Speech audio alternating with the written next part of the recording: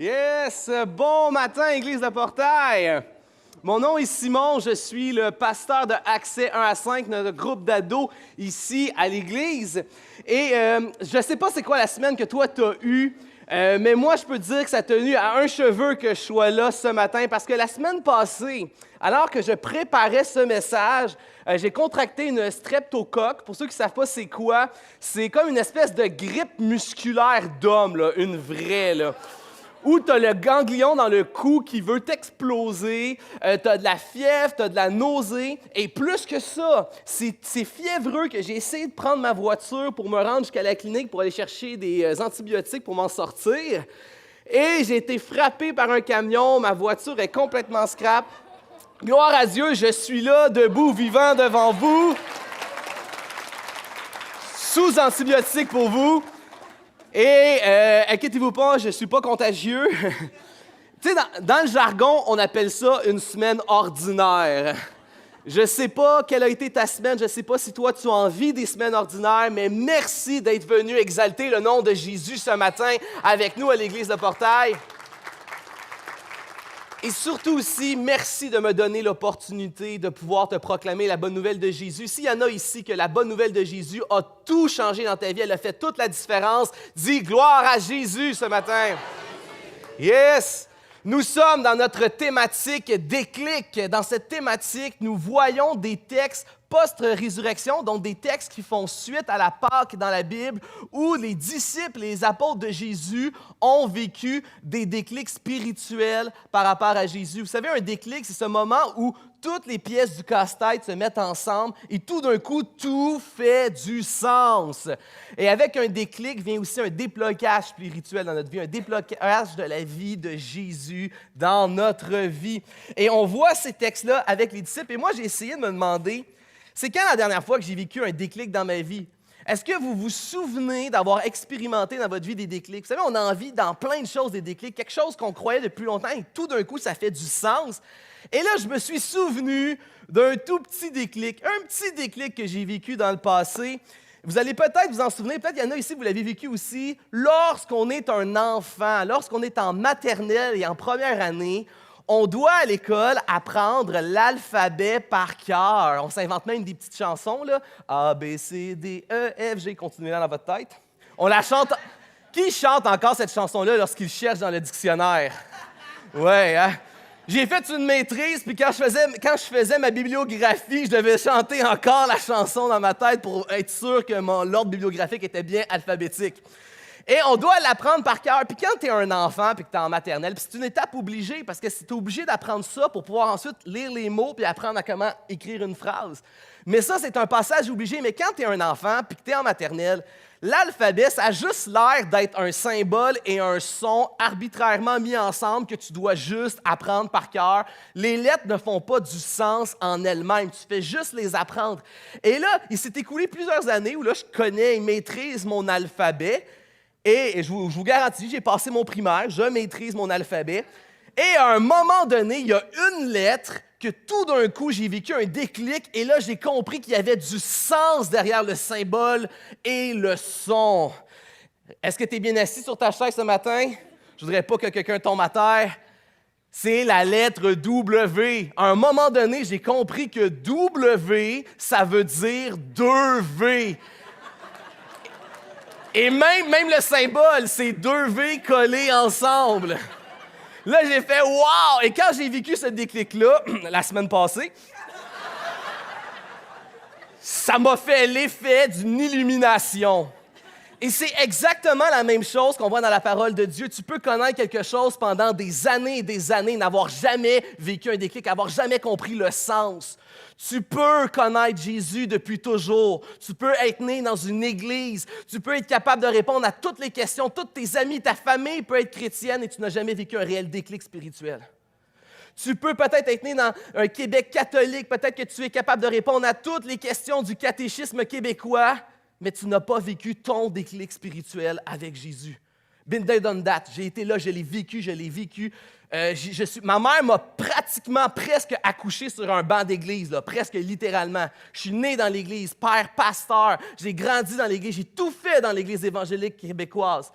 Mais ce n'est qu'à l'âge de 18 ans, un jeune pasteur de jeunesse prêchait la croix. J'étais capable de te répondre à j'avais toutes les bonnes réponses. Mais ce n'est qu'à ce moment-là, sous une prédication de la croix à 18 ans, que toute l'œuvre de Jésus a fait du sens pour moi et j'ai vécu mon déblocage spirituel et la vie de Jésus est entrée dans ma vie. Si tu as déjà vécu un déclic spirituel, dis gloire à Jésus. Et on voit ça avec les apôtres. Les apôtres et les disciples de Jésus étaient les gens qui connaissaient le mieux Jésus. Ils avaient vécu 3 ans sa compagnie, ils avaient entendu tous ses messages.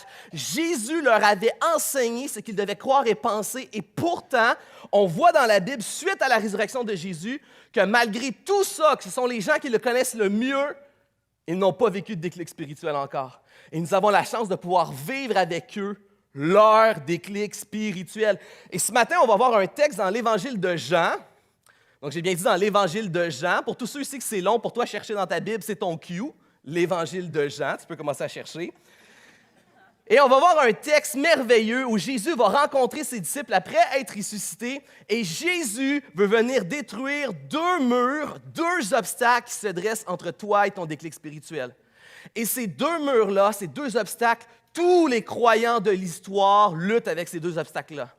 Il s'agit de la peur et du doute. Tout le monde lutte avec la peur et le doute, et Jésus veut venir balayer ces 2 obstacles. Donc, nous allons être dans Jean, et c'est pourquoi le titre du message, c'est « Le déclic des peureux et des douteux ». Est-ce qu'il y a des peureux et des douteux ce matin? Levez pas la main. Donc, le texte, c'est Jean, chapitre 20, verset 19.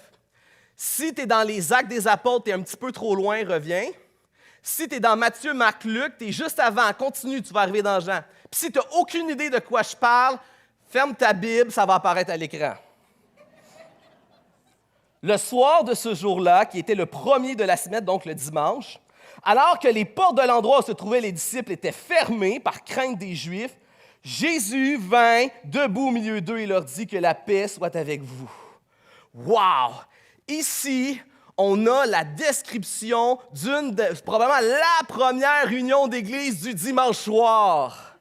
Une super réunion, les disciples de Jésus. Jésus est ressuscité le soir, les disciples se réunissent ensemble dans un lieu, ensemble un dimanche soir après la résurrection. Ça, c'est des souvenirs d'enfance, des super méga réunions d'église du dimanche soir.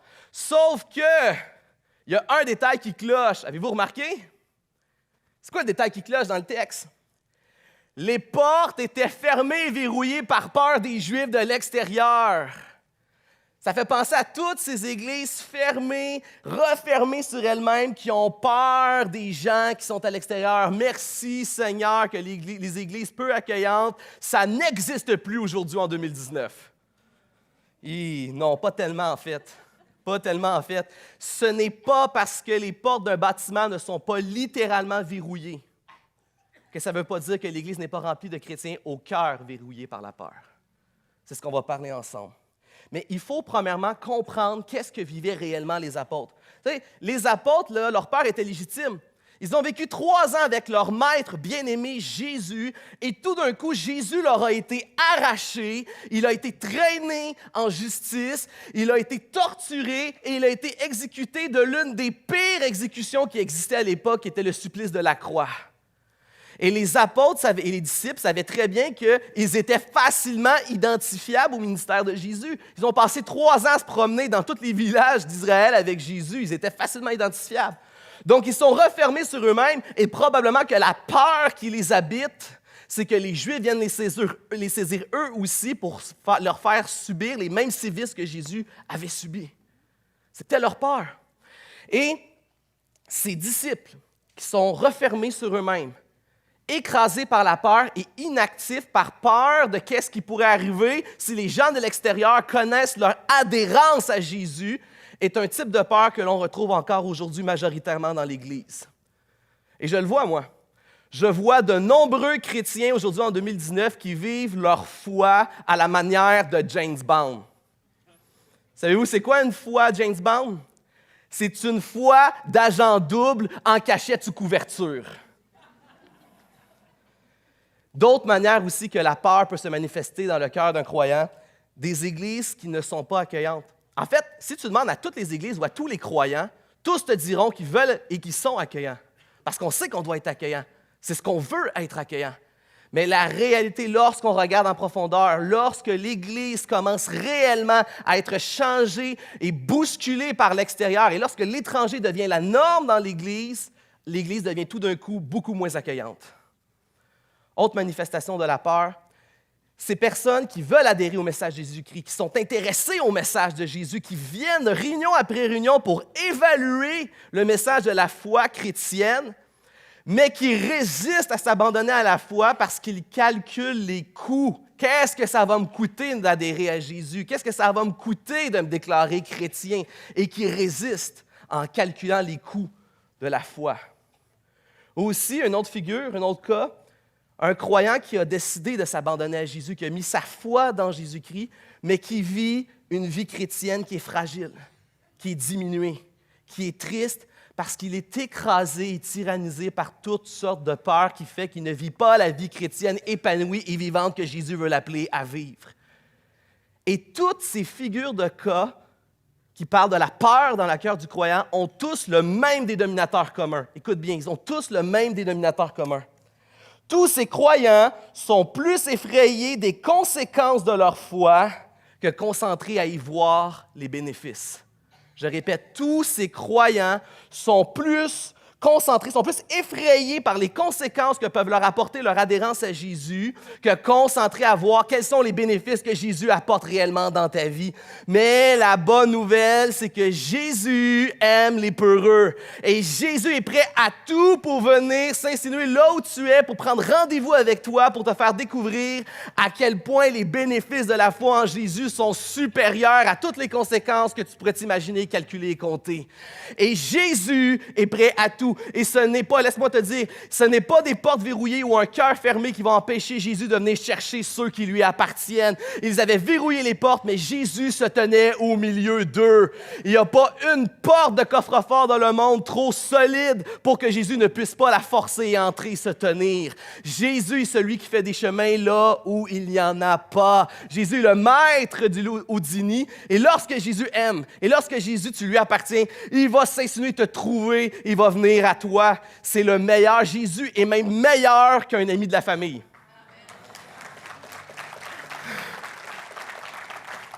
Jésus est meilleur qu'un ami de la famille. Est-ce que tu sais c'est quoi un ami de la famille?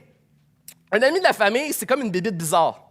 Ça, tu te rends compte que tu en as un quand tu regardes tes photos de famille, puis à un moment donné, tu te rends compte qu'il y a un gars qui est comme toujours là dans les parties, mais que personne n'est pas sûr c'est l'ami de qui dans la famille.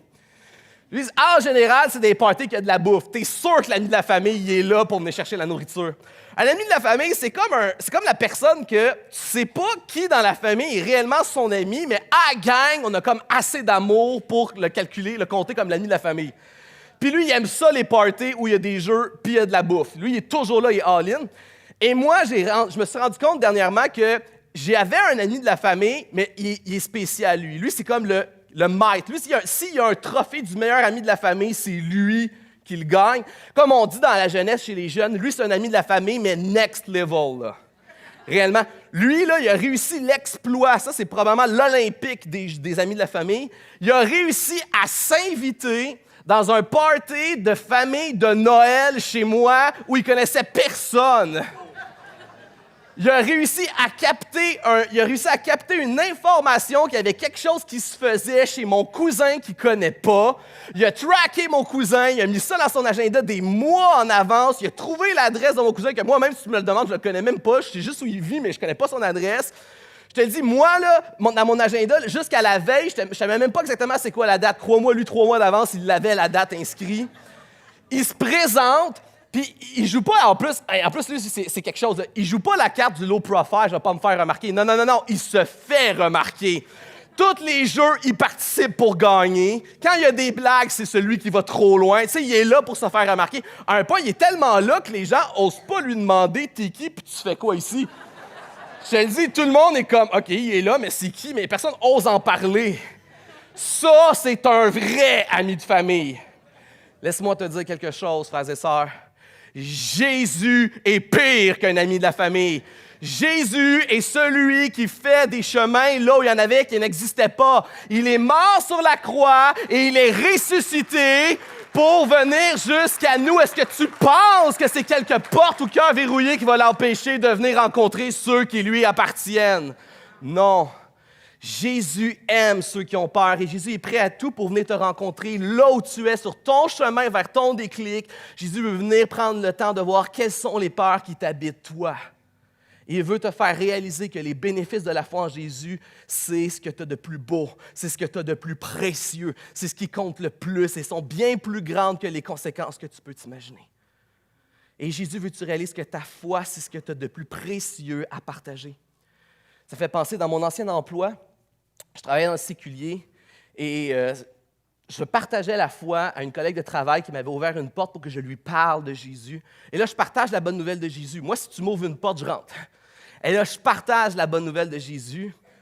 Et à la fin de la conversation, je me souviendrai toujours de ces paroles où elle me dit « Si ce que tu es en train de me dire, c'est la vérité, alors c'est la chose la plus importante qu'on devrait parler. » Mais pourquoi on n'en entend pas parler? Pourquoi j'ai jamais entendu ça? Pourquoi j'ai jamais vu ça?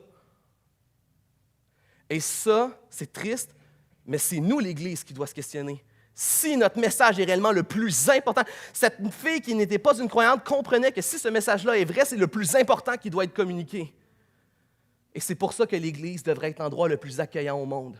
C'est pour ça que le croyant devrait être la personne la plus accueillante et inclusive et la plus prompte à partager ce qu'elle a de plus précieux avec le monde.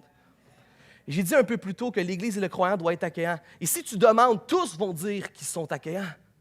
Mais la réalité, lorsqu'on regarde en détail, on se rend compte que ce n'est pas malheureusement souvent le cas. La peur domine plus que les bénéfices et la valeur de notre foi. Quelques exemples. Statistiquement, lorsqu'une Église se retrouve bousculée par l'extérieur et que l'étranger devient maintenant la majorité, la norme dans l'Église, qui sont les premières personnes, et là je ne pointe personne, je ne parle que statistiquement, à se lever pour s'opposer? Les chrétiens de longue date. Ce sont les chrétiens de longue date qui sont les premiers à s'opposer lorsque l'Église devient bousculée par l'extérieur. Et si tu ne crois pas que la peur domine bien souvent les actions des chrétiens plus que leur foi et leur amour, va sur les réseaux sociaux, tu vas être désillusionné. Dernièrement, avec les projets de loi du Québec, et je ne suis pas en train de me prononcer sur les projets de loi, ce que je me prononce, c'est la tonne de commentaires discriminatoires que les chrétiens évangéliques peuvent écrire concernant ces projets de loi-là sur Facebook.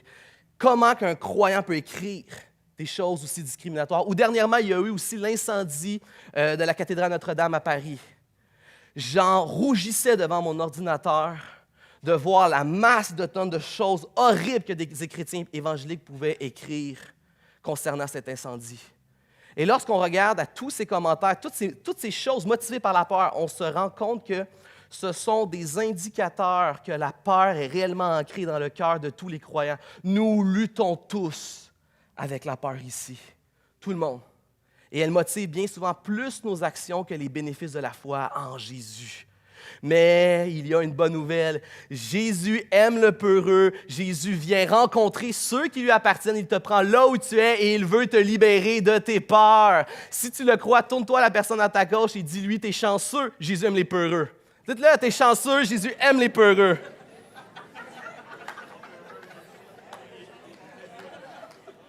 On continue la lecture.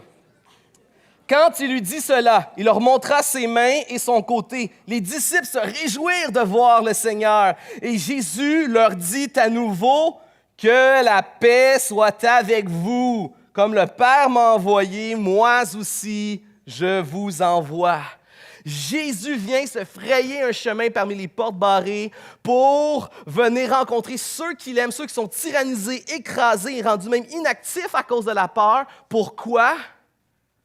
Pour leur donner la paix. Mais de quelle paix Jésus est en train de parler en ce moment? Jésus n'est pas en train de parler de cette petite paix qui vient calmer nos petits cœurs qui sont troublés par la vie. Jésus ne parle pas d'une paix qui calme les cœurs du stress et de l'anxiété. Ce n'est pas du tout de cette paix-là. Est-ce que tu crois que Jésus est mort sur la croix puis qu'il est revenu d'entre les morts pour nous donner un petit calmant? Du tout. Jésus est allé nous chercher quelque chose de bien plus grand et de bien plus colossal que ça. La paix que Jésus est venu apporter, c'est une paix qu'aucune prescription ne pourra jamais te donner. C'est une paix qu'aucune thérapie, aucune théorie scientifique ne pourra jamais l'expliquer. Aucun médicament, ni aucun expert ne pourra te le donner. Aucun voyage dans le sud, ni aucun montant de REER ne pourra jamais égaliser cette paix-là. Ce n'est pas une paix émotionnelle que Jésus est venu offrir aux apôtres. Pas du tout. Jésus est venu déclarer que les apôtres étaient maintenant en paix avec leur plus grande peur. Tu as peur de la mort, tu as peur de faire face à l'éternité. Tu peux maintenant avoir la paix sur la mort, la paix sur l'éternité, parce que par mon sacrifice, je t'ai réconcilié avec le Dieu créateur de la vie et maître de l'éternité. Tu es réconcilié avec Dieu. Alors que tu étais pécheur, alors que tu n'étais pas intéressé à Dieu ni à ce qui le concerne, alors que tu étais son ennemi, tu étais destiné au jugement et à la destruction. Mais par ma mort à la croix, Jésus déclare que tu es maintenant pardonné. Plus que ça, je t'ai acquis une bonne relation. Tu n'es pas juste pardonné avec Dieu. Jésus t'a gagné une bonne relation avec Dieu. Si tu es en Jésus, tu es dans les bonnes grâces de Dieu. Et tu es, oui. Et étant dans ces bonnes grâces, tu es destiné, réservé, VIP pour son méga royaume à venir.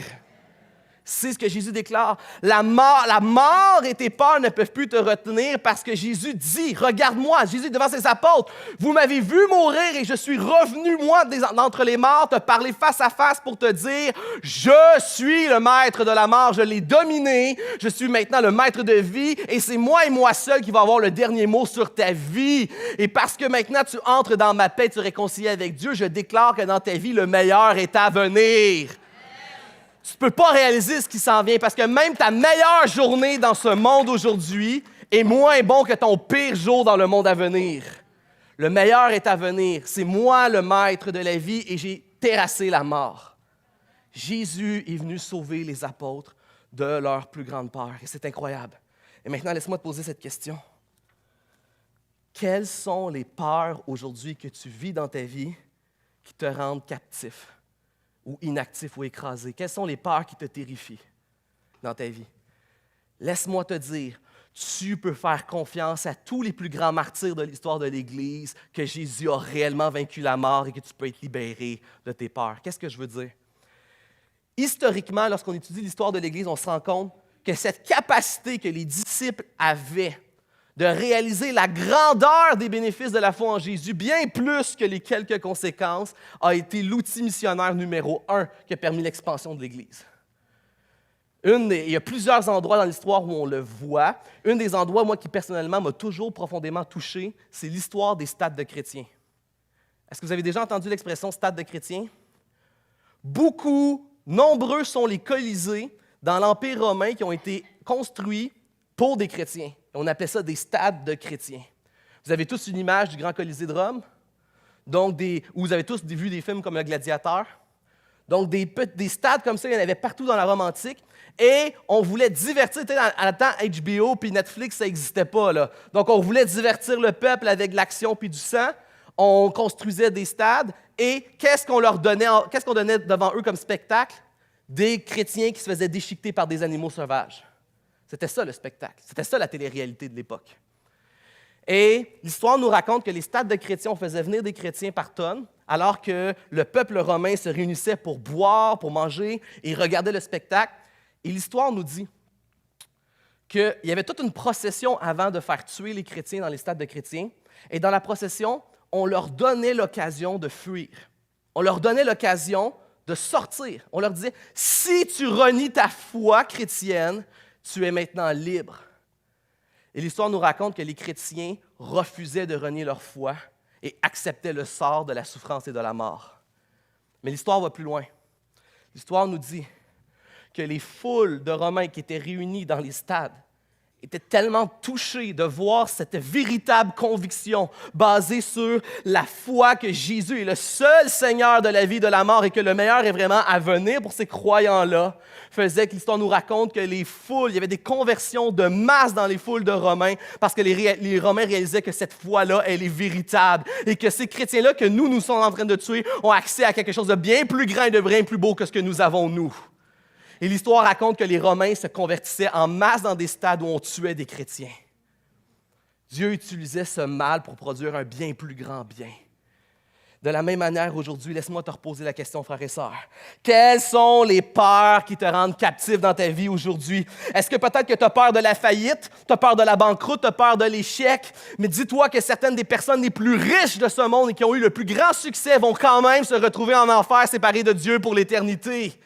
Sache que tu peux rater ta vie, mais moi je plaide aujourd'hui que tu ne rates pas ta mort. Si tu décides de vivre ta vie pour Jésus et envers contre tout jusqu'à la fin, à lui demeurer fidèle, tu as réussi ta vie et ton éternité.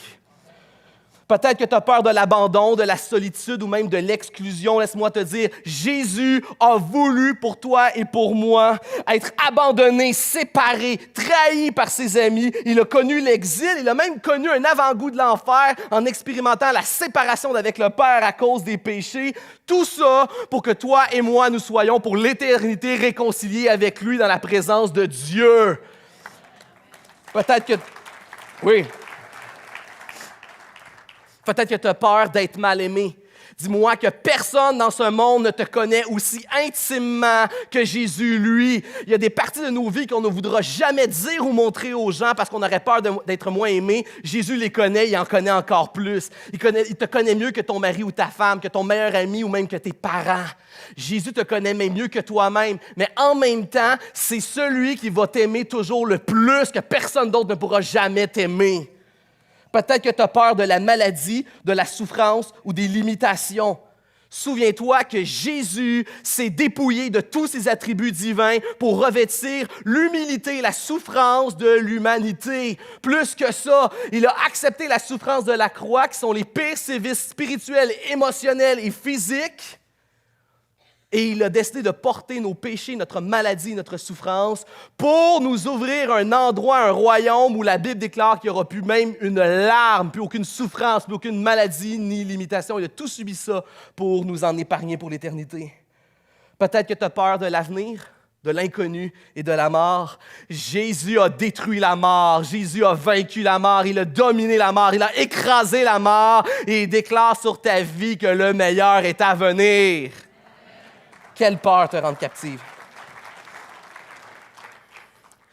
Par la véritable paix qui nous réconcilie avec le Dieu créateur de la vie et maître de l'éternité à venir, les disciples étaient maintenant libérés de toutes les peurs qui les gardaient enfermés.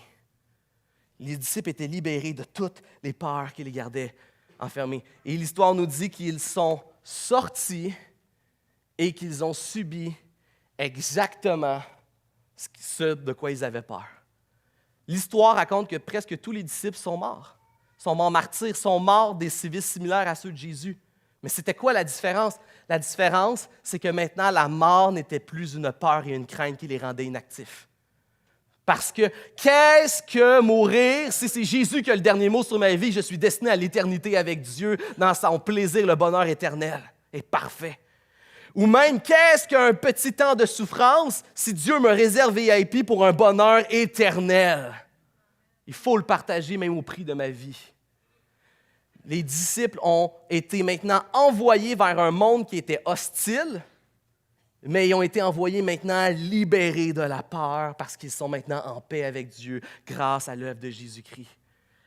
Et l'œuvre des disciples a été si belle et si grande que nous sommes encore là aujourd'hui, 2000 ans plus tard, assis sur les fondements de ce qu'eux, ils ont créé et développé.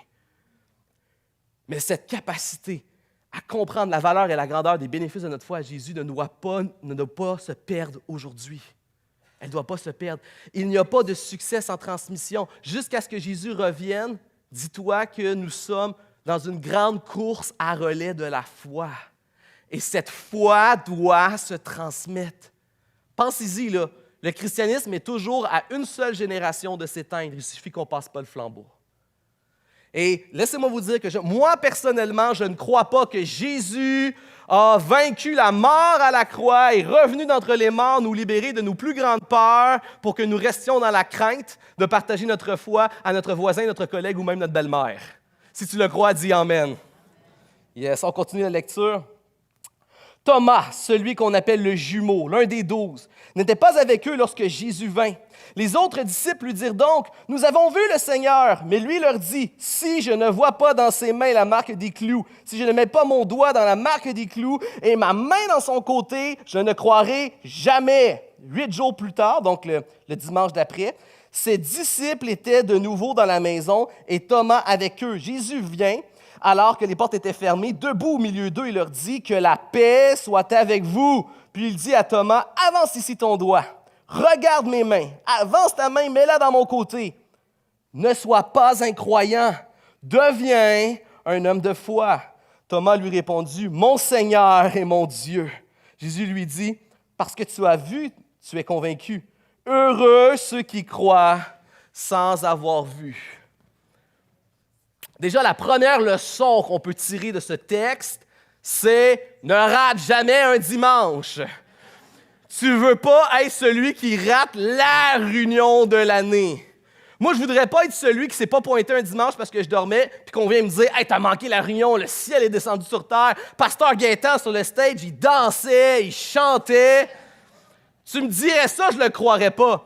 Tu m'aurais dit, par exemple, que Pasteur Warren a dansé puis chanté. Ça, c'est sûr, je te crois. Mais tu me dis, Pasteur Gaétan, non!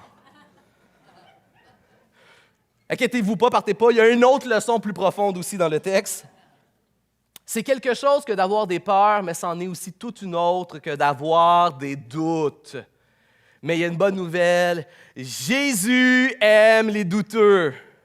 Jésus aime aussi les douteux et il est prêt à tout pour venir rencontrer ceux qui lui appartiennent dans leurs doutes et leurs questionnements. Et c'est incroyable parce que souvent, j'ai l'impression, mon impression dans l'Église évangélique, c'est qu'on a souvent méprisé les questions. Et on a voulu faire paraître qu'avoir des questions et avoir des doutes, c'est être incrédule et c'est d'être même ennemi de Jésus. Il faut comprendre, avoir des doutes et des questions, c'est quelque chose qui habite tous les croyants ici dans ce lieu et tous les croyants à travers l'histoire de l'humanité. Ce n'est pas ça l'incrédulité. L'incrédulité dans la Bible, c'est simplement le rejet de Jésus. Avoir des doutes et des questions, c'est la vie de tous les croyants. Mais ce n'est pas pour autant qu'on rejette Jésus. Le problème, c'est lorsque les questionnements et les doutes nous amènent à rejeter Jésus. Ça, c'est l'incrédulité, c'est le rejet de Jésus. C'est pour ça dans la Bible qu'ils vont dire, par contre, à un endroit que dans certaines villes, Jésus n'avait pas pu faire des miracles parce qu'ils étaient incrédules. Ils ne sont pas en train de dire que ces gens-là n'avaient pas une assez belle foi, qu'ils n'avaient pas assez de quantité de foi, qu'ils n'avaient pas une assez belle qualité de foi, que leur foi n'était pas assez belle et assez bonne pour Jésus. Non, non, non. Jésus n'a pas fait de miracle parce qu'on a juste rejeté Jésus. Jésus n'a pas rien fait là où on n'a pas voulu de lui et on l'a rejeté. C'est simple. Ce n'est pas poser des questions ou avoir des doutes dans la vie, ce n'est pas l'incrédulité. L'incrédulité, je le répète, c'est le rejet de Jésus. Or, les doutes et les questions, c'est quelque chose qui nous habite tous. Et ce qui est incroyable dans ce texte, c'est de la même manière que Jésus est venu rencontrer les disciples dans leur peur, Jésus veut venir te rencontrer dans tes questions et dans tes doutes. Jésus aime les douteux. Jésus veut te prendre là où tu es pour t'amener sur le chemin du déclic spirituel dans ta vie. Jésus ne s'oppose pas, Jésus veut t'aimer. Et ce qui est incroyable, c'est que Jésus démontre un amour énorme pour le scepticisme de Thomas. Pensez-y, Jésus n'avait rien à prouver à Thomas. Jésus aurait pu simplement arriver au milieu d'eux puis se mettre à réprimander, comme on dit en québécois, chicaner Thomas. Il aurait pu dire « Homme de peu de foi, crois maintenant! » Tu sais, juste Jésus qui apparaît à Thomas, on s'entend que c'est assez, là. C'est assez suffisant pour que Thomas croie. Non, non, non, non. Jésus, il s'est plié immédiatement aux exigences de Thomas. Avez-vous remarqué? Jésus, quelle grâce! Quelle grâce! Jésus ne doit rien à Thomas. Mais Jésus se plie. Puis plus que ça, il se plie all-in, là. Tu sais, mets ta main dans mon côté. Moi, perso, je sais pas si j'aurais rentré ma main dans le côté de Jésus. Ça aurait semblé un peu manque de respect. Tu rentres quand même ta main dans lui, là. C'est assez intense. Non, non. Jésus se plie en ligne aux exigences de Thomas.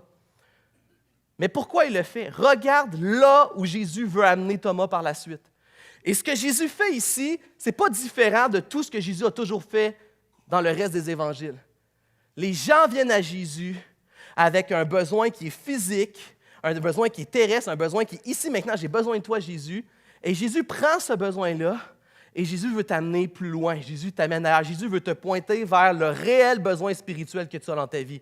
Jésus n'est pas intéressé à tes petits besoins futiles. Jésus utilise tes besoins, il ne méprise pas, mais il veut t'amener quel est réellement l'essentiel du besoin dans ta vie.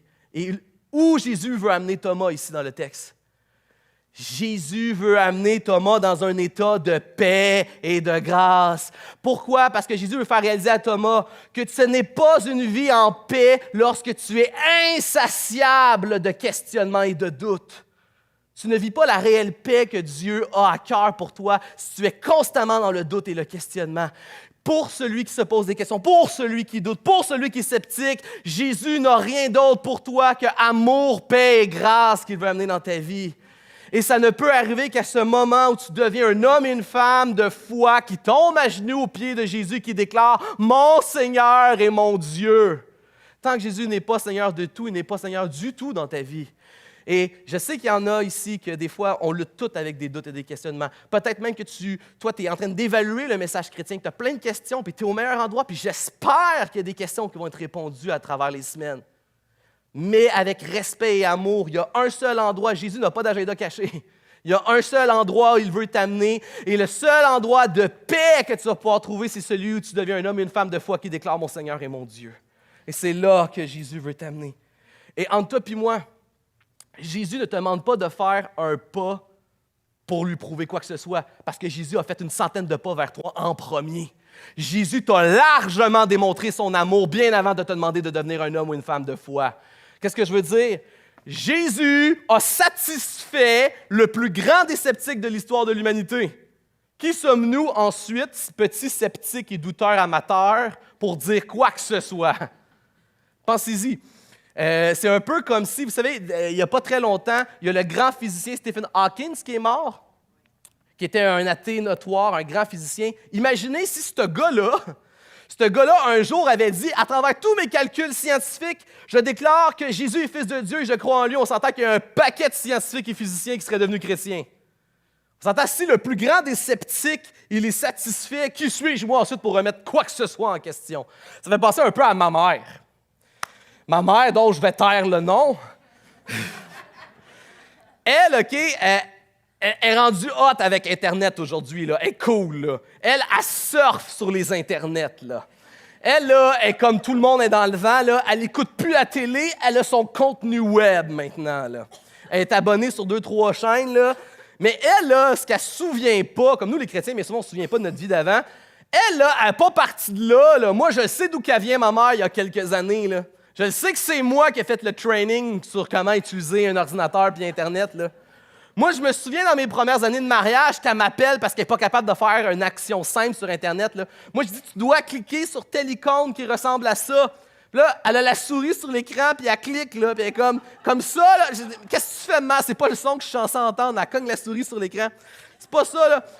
Ouais, mais là, elle me demande de faire quelque chose. Là, je dis, tu dois prendre le dossier, tu dois le copier, puis ensuite le coller sur le bureau. Là, je l'entends partir, j'entends un bruit de photocopieuse, du tape collant. Elle est allée photocopier un dossier, puis elle l'a collé sur le... On part de là, là. On part de là, là. Mais là, aujourd'hui, c'est une vraie surfeuse australienne des Internets, là. Elle connaît tous les mouvements, elle a ses chaînes, puis tout ça. Puis l'autre fois, je suis chez elle, puis je veux lui montrer une vidéo. Fait que là, je m'en vais sur YouTube. Là, elle me dit, non, pas question, pas de YouTube dans ma maison parce qu'il va y avoir des virus sur mon ordinateur. Je dis, non, maman, c'est du streaming. Si tu peux juste avoir des virus si tu télécharges. Elle me dit, non, je ne veux pas, il va y avoir des virus sur mon ordinateur. Puis là, il y a mon beau-frère. Mon beau-frère, c'est un informaticien. C'est lui qui a acheté notre ordinateur, c'est lui qui a monté l'ordinateur. Tu sais, si moi, j'ai fait ma mère, lui, il nous a fait tout le monde, là. Et même lui, il dit non, Madame Archambault, il dit, il n'y a pas de problème. Puis elle met en doute lui aussi. Elle dit non, personne dans ma maison va aller sur YouTube. Et là, avec respect et amour, mais t'es qui, maman, pour nous dire qu'on ne peut pas aller sur YouTube? Avec respect et amour ce matin, frères et sœurs, qui penses-tu être pour mettre en doute le plus grand des sceptiques de l'histoire de l'humanité qui a été satisfait par Jésus?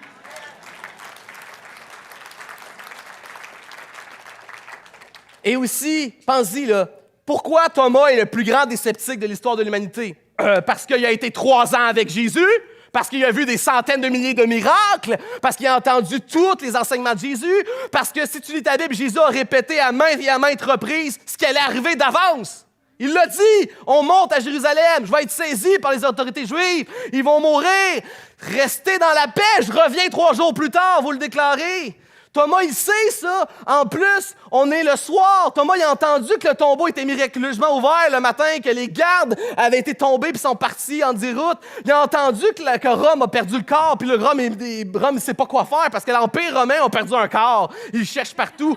Il a entendu que Jean et Pierre sont allés au tombeau, qui ont vu que le linge était vide et tout ça. Il a tout entendu ça. Pire que ça, tous ses chums étaient là quand Jésus est revenu, ils sont venus leur dire « C'est vrai, il est venu à nous! » Juste ça, c'est un manque de respect pour ses chums, de dire « Non, je vous crois pas du tout. » C'est le plus grand des sceptiques de l'histoire de l'humanité. Jésus l'a aimé et Jésus l'a satisfait.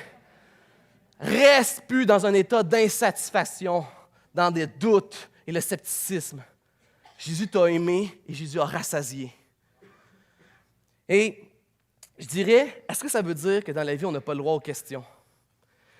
Je crois, mea culpa, l'Église évangélique a été très mauvaise avec les questions. Je me souviens, lorsque j'étais jeune, je posais beaucoup de questions.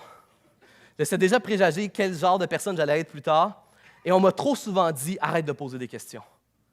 Arrête de poser des questions, crois seulement. » Et il y a eu une certaine négligence, et je crois que c'est l'expérience de beaucoup de personnes ici qui ont connu l'Église évangélique, où on disait que tu n'avais pas le droit de poser des questions. Or, j'ai eu une grâce et une chance incroyable en février dernier d'être un des conférenciers dans un atelier, dans une retraite pour adolescents. Et il y avait plusieurs ateliers en après-midi. Et l'atelier que moi je donnais était celui sur la science et la foi. Donc, de montrer, est-ce que la science et la foi, c'est réconciliable?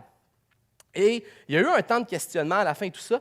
Et j'étais content de pouvoir parler avec les jeunes et de leur donner un petit truc, un petit mécanisme mental sur comment on gère les questions. Parce qu'en fait, la réalité, je le dis à tous ceux qui vivent des doutes parfois, il y aura toujours une question pour celui qui évalue le message chrétien. Il va toujours y avoir une question entre toi et ta foi. Il y aura toujours une question justifiable pour ne pas donner ta foi, pour ne pas faire ce saut de foi-là à t'abandonner à Jésus. Satan va toujours réussir à trouver une question pour t'éloigner de Jésus. Et pour celui qui décide de suivre Jésus, l'ennemi va être aussi capable de toujours trouver une question pour troubler ta foi. Si on cherche, on va toujours en trouver une. Mais voici, je crois que Dieu est un Dieu de vérité et il se glorifie dans la vérité. Donc, on ne doit pas être intimidé par les questions. Et je crois que lorsqu'on réfléchit, qu'on cherche attentivement, on peut toujours finir par trouver une réponse. Mais ce n'est pas toujours aussi facile qu'on le croit. Et le mécanisme que je leur ai proposé et que je veux vous proposer aussi à vous, c'est que lorsque surgit une nouvelle question devant laquelle tu es confronté, la bonne attitude à avoir, c'est de toujours accorder le bénéfice du doute à Dieu. Lorsque tu n'as pas encore une réponse à ta question, ce n'est pas ta foi que tu mets en suspens, c'est la question que tu mets en suspens jusqu'à temps que tu aies une réponse. Et c'est ainsi qu'on se bâtit une foi intelligente. La Bible est pour la foi intelligente. Pierre va dire, soyez toujours prêts à donner les raisons de votre foi. Nous avons des raisons raisonnables de croire. Nous sommes appelés à avoir une foi intelligente. L'intelligence n'est pas l'opposé de la foi. C'est la folie l'opposé de la foi. C'est la Bible qui le dit. Donc, la question, c'est lorsque tu n'as pas une réponse, ne sois pas troublé. Donne toujours le bénéfice du doute à Dieu qu'il y a une réponse, c'est juste qu'elle ne te connaît pas encore. Mais la question en suspens et non Dieu en suspens. Est-ce que vous êtes d'accord avec moi? Yes. Pendant que les musiciens viennent me rejoindre, et qu'on se prépare tranquillement à faire cette transition dans un moment de louange, d'exaltation du nom de Jésus, qu'est-ce qu'on peut retenir et garder de ces deux récits que nous avons vus aujourd'hui? Bien, simplement, Jésus t'aime. Jésus t'aime et il est prêt à tout pour venir te rencontrer tel que tu es, là où tu es dans ta vie, dans ton cheminement. Et il veut t'amener vers ton déclic spirituel, vers ton déblocage où il va pouvoir déverser sa vie dans ta vie, et ce pour l'éternité. Et Jésus t'aime tellement qu'il veut te prendre là où tu es. Peut-être que tu viens avec des peurs et des craintes, des résistances face à la foi chrétienne. Laisse-moi te rappeler que tu peux faire confiance à tous les plus grands martyrs de l'histoire de l'Église, qu'ils ont réellement, et ça c'est historique, ils ont réellement été transformés parce qu'ils ont vu un Jésus réellement ressuscité, Seigneur de la vie, et ils ont été prêts à donner leur vie, et on voit encore aujourd'hui le résultat de ça. Tu peux faire confiance aux plus grands martyrs de l'histoire de l'Église, que tu es en paix et libéré de tes plus grandes peurs. Peut-être qu'il y en a d'autres ici, tu es venu avec tes doutes, tu es venu avec tes questionnements. Encore une fois, tu peux faire confiance au plus grand sceptique de l'histoire de l'humanité. Il a été rassasié. Tu peux maintenant être rassasié, t'asseoir et entrer dans la paix de ton Seigneur. Et plus que ça, Jésus déclare qu'il y a une récompense bien plus belle et bien plus grande pour l'homme et la femme de foi qui décident de faire ce pas et de croire sans avoir vu. Vous savez, c'est un peu comme un procès. Une cour, un tribunal. Il y a un juge, il y a un accusé, il y a un jury, il y a des témoins, des preuves, et il y a un autre avocat, lui, qui est là pour accuser. Si ta vie est un procès pour savoir si Jésus est réellement le Fils de Dieu, qui a vaincu la mort, qui donne la vie éternelle, qui te réconcilie avec Dieu, nous sommes, vous et moi, le jury qui doit donner un verdict. Et les apôtres sont les témoins. Ces disciples-là qui ont historiquement donné leur vie parce qu'elle a été transformée par une rencontre. Ces disciples-là sont ces témoins oculaires qui viennent témoigner de la vérité de ce qu'ils ont vu.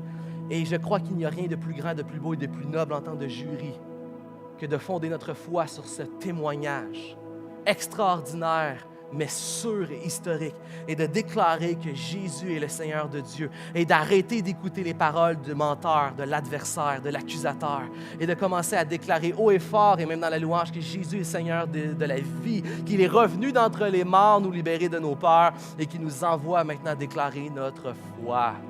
Frères et sœurs, levons-nous et adorons notre Seigneur Jésus.